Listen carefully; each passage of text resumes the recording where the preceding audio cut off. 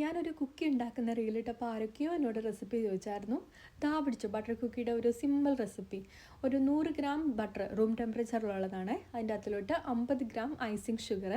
അതിനെ സ്പൂൺ കൊണ്ടൊന്ന് മിക്സ് ചെയ്ത ശേഷം ബീറ്റർ വെച്ചിട്ട് നന്നായിട്ടൊന്ന് ബീറ്റ് ചെയ്തെടുക്കുക.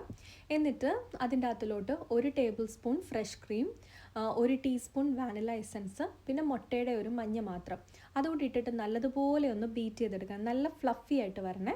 അത് കഴിഞ്ഞിട്ട് നന്നായിട്ട് അത് വന്നതിന് ശേഷം അതിൻ്റെ അകത്തിലോട്ട് 1 കപ്പ് മൈദ മാവ് ഓൾ പർപ്പസ് ഫ്ലോർ ഒന്ന് ഇടഞ്ഞിടുക. എന്നിട്ട് അതിന് ശേഷം അത് ബീറ്റ് ചെയ്യാൻ പാടില്ല.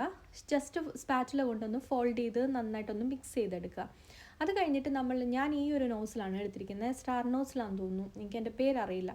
എനിവേ അതിൻ്റെ അകത്തിലോട്ട് ഈ ഒരു ഇട്ടിട്ട് പൈപ്പിംഗ് ബാഗിലോട്ട് ബാറ്റർ ട്രാൻസ്ഫർ ചെയ്തിട്ട് ഒരു ബേക്കിംഗ് ട്രേയിലോട്ട് ബേക്കിംഗ് പേപ്പറോ പാർച്ചൻ പേപ്പറോ എന്തെങ്കിലും ഇട്ടിട്ട് ഒന്ന് നമുക്കിഷ്ടമുള്ള ഡിസൈനിൽ ഒന്ന് വരച്ചെടുക്കാം. ഞാൻ ദാ ഈ ഒരു ഷേപ്പാണ് കൊടുത്തിരിക്കുന്നത്, കാരണം അതിങ്ങനെ പൊങ്ങിയിരിക്കുന്നല്ലേ. അപ്പോൾ അതങ്ങനെ ബേക്ക് ചെയ്ത് കഴിയുമ്പോൾ അതൊരു ഡിസൈനായിട്ട് മാറും. എനിക്ക് കുറച്ചതൊന്ന് എക്സ്ട്രാ മുരിഞ്ഞിട്ട് നല്ല ഭംഗിയാവും കാണാൻ.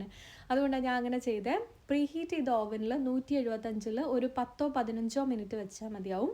നന്നായിട്ട് കുക്കിയൊക്കെ റെഡി ആയിട്ട് വരും. അപ്പോൾ തണുത്ത് കഴിയുമ്പോഴത്തേന് അത് നമുക്കൊരു എയർ ടൈറ്റ് കണ്ടെയ്നറിലോട്ട് ട്രാൻസ്ഫർ ചെയ്ത് വെക്കാം. വായിലിട്ടാൽ അലിഞ്ഞു പോകും കേട്ടോ. ഇത് അടിപൊളി കുക്കിയാണ്.